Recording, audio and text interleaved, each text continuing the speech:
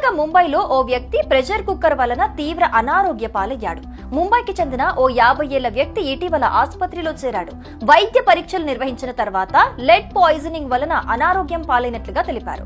దీనికి కారణం ఇంట్లో వాడే ప్రెషర్ కుక్కర్ కారణమని గుర్తించారు.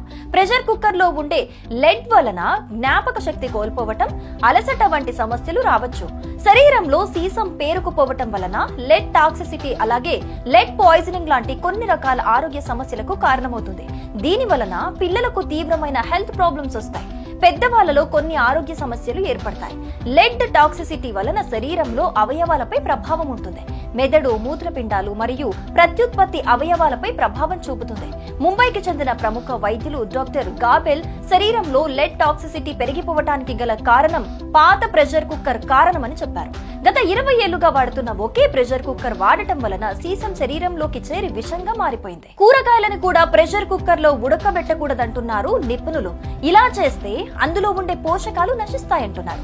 బంగాళాదుంపలని ప్రెషర్ కుక్కర్ లో ఉడికించి తినటం వలన అనారోగ్య సమస్యలు తలెత్తుతాయంటున్నారు నిపుణులు. ఇలా ఉడికించిన బంగాళాదుంపలలో ఎక్కువ మొత్తంలో యాంటీ న్యూట్రిషన్స్ ఉంటాయి. కాబట్టి ఇవి శరీరానికి సరైన పోషకాలను అందించలేవు.